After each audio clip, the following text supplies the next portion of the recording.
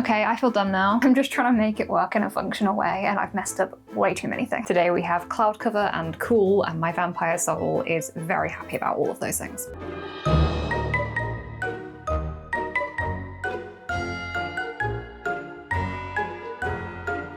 Thank you for joining us. It is very warm. I have noticed just how winterous all of my pajamas are, and I have been dying every night. I'm gonna put you down now. So I went to buy some summer pajamas, and then I thought, hang on a minute. I do in fact have free will and a sewing machine. So I bought this really cute vintage 1960s pattern, and I thought, why not, while we're at it, make it super cute and gothic-y and give it that Summerween kind of vibe. So I'm definitely doing that now too. Also, you can't look at this style of thing and not think of Sabrina Carpenter anymore, so I'm also just gonna go right ahead and lean into that too. We're just here to have fun.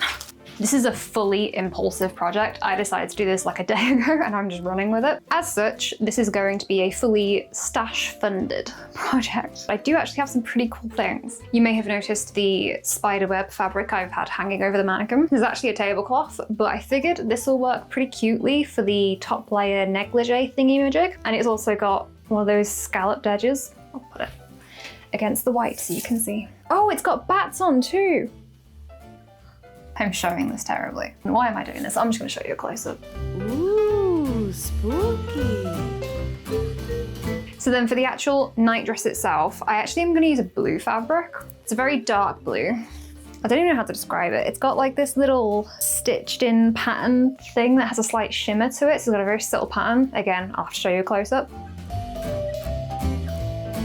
A very nice fabric. It's got really good drape to it. And then to go over the top of this fabric, I have some leftover pieces from when I made Alphaba, soft drapey black tulle. The only issue is I literally just have scrap pieces left and I don't know how big the pattern pieces actually are until I cut out the pattern. So I don't know if there's enough of this left. This is my first choice because this one is really high quality and really soft. But as a backup, I do have a whole roll of this black. The quality isn't as nice as that one, but it is still fairly nice in itself. So this is my backup. And then I haven't dug it out yet, but in my chest of chaos, loads of little bits of black appliques and black lace and all that kind of stuff that if I wanted to do any decorative bits around like the arms or the collar or anything like that, I can just stitch all that stuff on until it looks cool. I am so excited to make this. First thing, I guess we need to cut out the pattern. Well, actually, I need to take some close-ups of those fabrics, but you'll see me cutting out the pattern.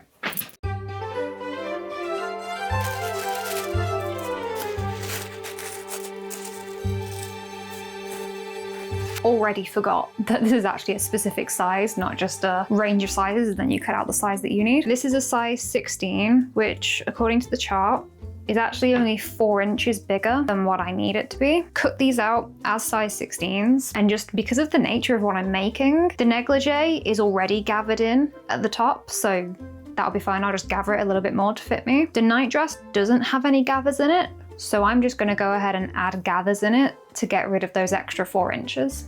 And that'll be fine. Very carefully cut all of this out. Ooh, would that make a good transition just to be like, this is done? Okay, and done. Glance through the instructions before we jump into this, because I saw some very weird things printed on this pattern. Like, what on earth is a breadnad? That's gotta just be a different language or something, right? No idea, it doesn't say in the instructions.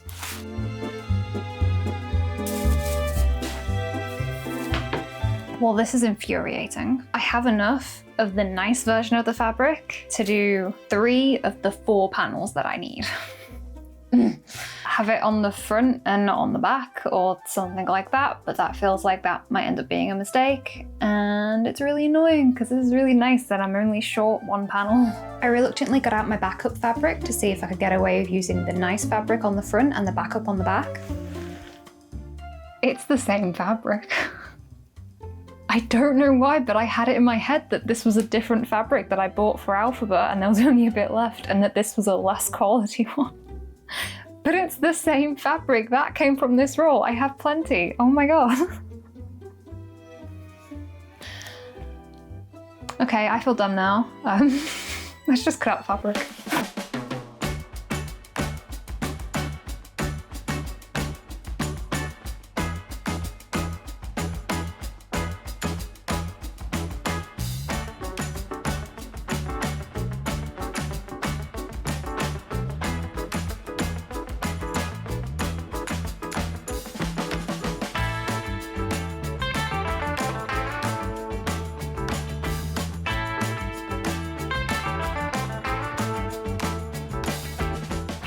For the negligee, I very carefully laid the tablecloth over the front pieces so that I could use the scalloped edges along the front opening as well as on the hemline.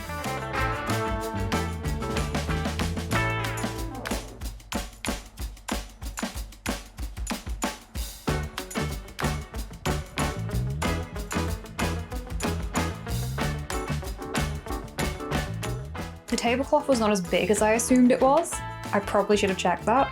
For the back panel, I had to lose about 6 to 7 inches on the width as I just did not have enough fabric left to cut it out wide. So I pretty much knew that my version would not be anywhere near as gathered as it was meant to be. This also meant I had absolutely nothing left over to cut out the sleeves.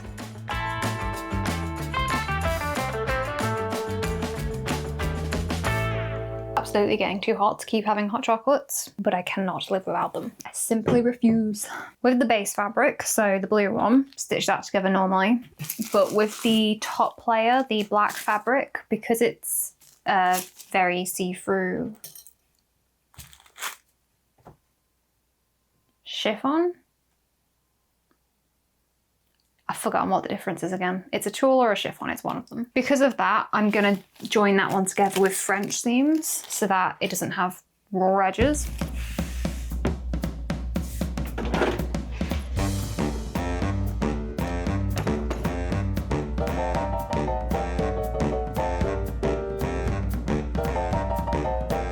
Now for the fabric that might just make me cry. Thankfully, this fabric did actually behave pretty well in the machine. Not perfectly, but pretty well.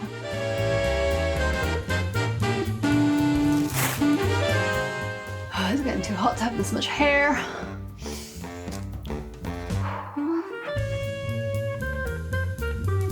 I spent the entire time stitching these panels together thinking how much I should get up and grab a scrunchie because it's really warm having my hair down, and yet at no point did I actually get up and do that.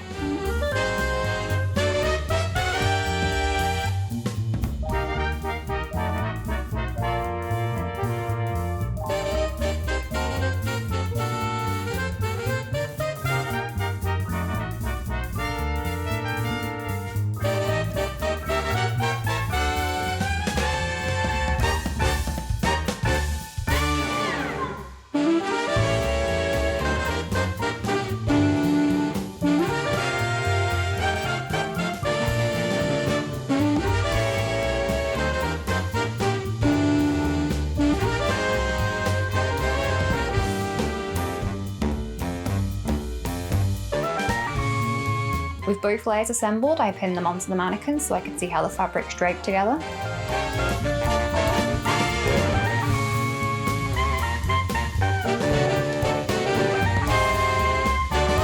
She drapes quite nicely and I think she's going to be very cute. There is like puckering in the seam on this layer, which definitely was not intentional. It's occurring to me that both of these fabrics have quite a lot of stretch to them, so I'm going to have to leave it to drape before I do the hem. For now though, I can get both of these layers added together, put the bias tape around all of the top, and we're also going to do a bit of gathering in the top as well because it does sit quite loose, and then do some straps. And the straps I will either do out of the bias tape, or I might have a look in my trims and see if I've got anything pretty that would look nice for that.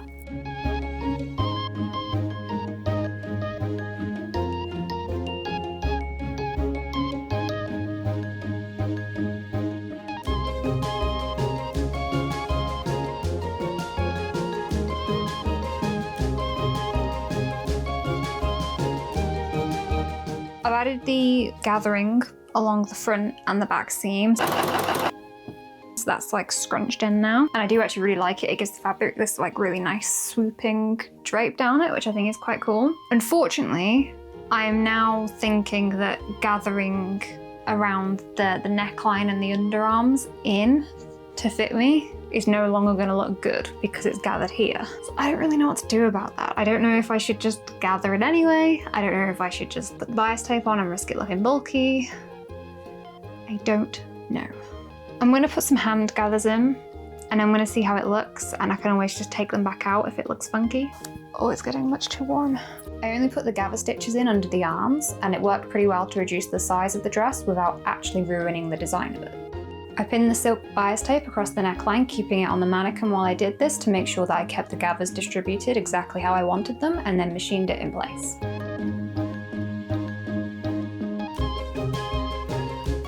not very good at putting bias tape on corners. The interior neckline is a bit rounder than it's supposed to be, and because of that, I was worried the straps would be falling off my shoulders because it was now wider. So instead, I've done the straps, or at least I've pinned them on, in the way that it crosses over, so it's impossible for them to keep falling off my shoulders. Between doing the crossed back on the straps and putting the gathers in on the front and back, and the fact that the back now has this like swoop kind of feature, I have just completely strayed away from the actual pattern I was meant to be following. It is, I feel like, no longer an actual 60s nightdress. So I apologize for that. I'm just trying to make it work in a functional way, and I've messed up way too many things that I've had to just fix and improvise. At least I'm still making the neglige, and that one I will try and just keep true to how it's supposed to be and actually keep that as 60s, except for the sleeves because I didn't have enough fabric for those. But not all of them had sleeves, so it still works.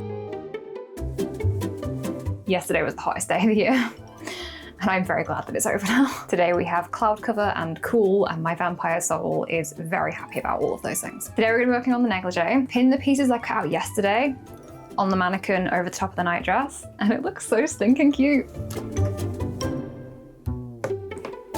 Very excited about this. Logically, no, I just need to join the actual panels together. The top, I know it has some gathering in it. I feel like the shoulders probably joined together, and then I imagine just bias tape around the neck. I've then got the armholes. I am not doing sleeves because I didn't have enough fabric, but I do. These are literally the only pieces that are left over from that tablecloth. Corner pieces with these little spider webs and spiders on them. So I was wondering if that would work as a cap sleeve thing. And I realize you can't see this, but the bottom of it with the scalloped edging looks really cute against the nightdress. I'm so excited to make this. No, I'm not. I'm excited to wear this. I really want to wear this. I will double check the instructions in case there's a step that I'm missing, but I think that's all I need to do. So let us crack on with it. Reading through the instructions, it turns out when you add the sleeve on, it forms part of the actual neckline. So then you gather that in all in one go, and that's the sleeve panel. So I don't know if I'm going to do that or if I will just join this piece to this piece and just do it the regular way. With the shapes I've got left, I could do it a little bit because I want the point to come down on the sleeve. So that means that this top point has to be the bit that joins in. Just triangle it up into it rather than having it as a rectangle into it, like on the little diagram. I just know these sleeves are not going to be even. This whole video, it has just felt so impossible to film. Working with black fabrics on a black table and you can't see anything. I feel like I need to get a table cover that I bring out purely for fabrics that are an issue to film against. Yeah, maybe I should do that. I always feel like wide net hole fabrics shouldn't be able to stitch together in the machine, and yet they do. Pure witchcraft, I tell you. It took tremendous amounts of brain power, but eventually I was able to figure out how to pin the sleeves on. I am also using the instructions as a tablecloth so that you can actually see it. That's me demonstrating where the arm goes, in case you didn't know how sleeves worked. This is as good as I'm gonna get them, as in like equal height wise. So there's a bit of the sleeve that does triangle in and will be part of the neckline. And yeah, I think these are actually going to be pretty cute when it's worn. It looks a bit weird when there are no arms to go through them, but in the final thing, I think it's going to look quite good. I stitched both sleeves in and cut off the excess fabric at the neckline. I now have a wearable thing. I absolutely intentionally wasn't think white today so that you'd actually see this when I put it on. It's going to be so cute. I love it. I now need to gather up all of the neckline to actually fit me so it doesn't just hang like that. I'll seal that in with bias tape, and then this is all pretty much done, and we're on to digging through all of the stash to see what laces, appliques and trims I have, and I want to try and find something pretty for the little tie as well.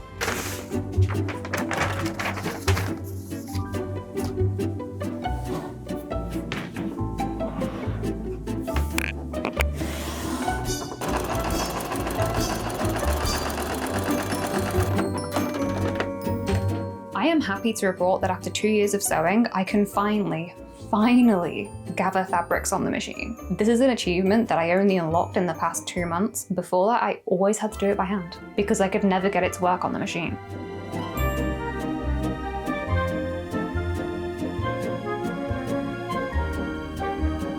Sleeves are definitely not even. Did I not predict it? But I don't care because this thing looks so freaking adorable. I'm happy with the gathering. Just gonna tie these off and then we'll get the bias tape on.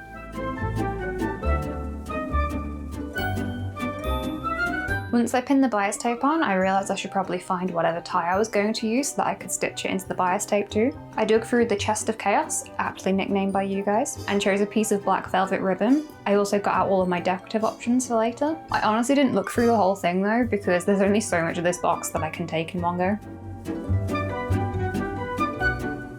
In terms of trims, I was thinking I wanted to make possibly a bit of a slight collar along the top of it by adding a little bit more lace on there. So I have options. I have this one, which has a nice scalloped edge to it, and it's got a lot of solid block to the lace, so I feel like it'd really fill in that collar look. So that's option one. I have this one, which is a bit more of a smaller, more delicate design. I have this one, which has the black leaves going through the design. So I guess it's really just what thickness of collar I want. I do also have little black appliques if I want to just make my own kind of collar and just piece them all together. I'm not actually sure how many I've got. I think for this one, I've got just enough to do a bit of something on the front, but not on the back, because I use most of these for alphabet, so I've only got pretty much these 3 left. Oh, I do like that though. I might be going for that one. I'll have a think. So the bias tape, I'm gonna have to get back to you. Fun fact, sewing net into silk bias tape, really difficult because it keeps slipping out. At least it gave me plenty of time to decide on the collar. We are going with the black appliques around the neckline because they are really, really cute. They aren't even because I only had a couple left, so this side has 2 flowers and like a single leaf, and then this side is just a flower with like a full branch and leaves, but I think the asymmetry works and I quite like it. I'm going to get these hand stitched on really quickly and then it is all finished. And I feel like I should warn you that I'm not shooting the results for this yet because I'm getting my hair done tomorrow, and I'm essentially just going to use the fact that the hairstylist is going to style my hair for me to use for the results so I don't have to do it myself.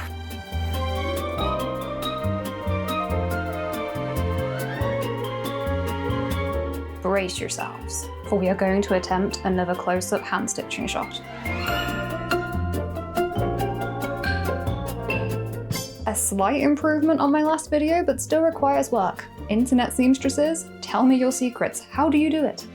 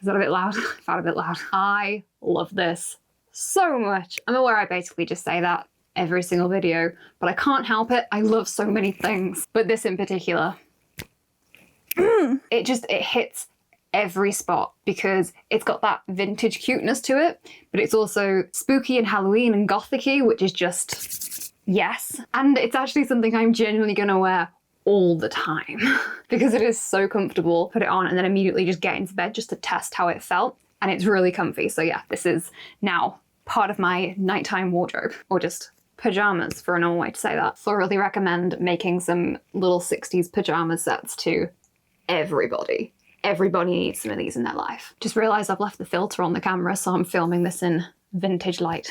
Oh well, it's fine. I really enjoyed doing the shoot, but I kind of have a feeling because I had Sabrina Carpenter music playing the entire time I was shooting the result. I feel like I was probably mouthing a lot of the words for pretty much every single clip. Oh, you were? I had to edit around it very carefully. The biggest motivation for this project, other than just really cute gothic pajamas, was that it only took me 2 days to make it and then an extra day to shoot it. So I have essentially bought myself like a week and a half extra to work on my 20K project, which I have planned out and I know what I'm doing, and it's going to be good. It's going to be a lot of work, like a lot of work. I'm kind of a little bit anxious about the amount of work I've set myself to do, but I'm really excited about it, and I think it's going to be very, very, very cool. Before we part ways, I just wanted to share something really quickly with you all. Bear with. I just want to make sure I get the details correct. There is this UK-based cosplayer with the Instagram handle SerenStars.cos. Right now, they are making these cute little patchwork Disability Pride Month patches that you can buy for £10, and they are doing this to fundraise for a WCMX wheelchair. I think that's right. WCMX wheelchair. Yes, that was right. Essentially, they do wheelchair motocross sports, but right now they don't have a specialized wheelchair to do it properly, so they keep damaging their current one. So they're fundraising to get a proper one. They have a GoFundMe as well as the actual patches that they're selling, but anyone based in the UK who wants to order a patch, the shipping is included in the £10 cost, and anybody outside of the UK, they will still happily make and post one out to you, but you'll have to cover some postage costs on top of that. So if anybody would like to support or donate, I will put the link to their Instagram account down in the description where you can message them directly for a patch. And I will also put the link to their GoFundMe in the description as well if you just want to donate directly. Thank you. Just jumping on to let you guys know that my patch arrived today, and it is adorable. All handmade with scrap materials to make it eco-friendly. And the stitching is so neat on this. I never get my stitching to look this neat. Go get one. Okay, bye. That is everything from me for this week, so don't forget to like and subscribe. If you want to see some more of my projects, feel free to leave me a comment down below because you know how much I love to chat with you all, and I will see you all in my next video. Oh my god, minis.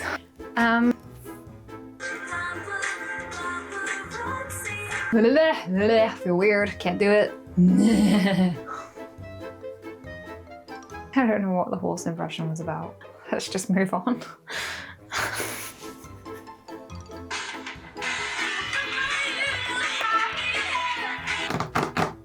Fabric. I don't think I've ever been so tongue-tied in my life.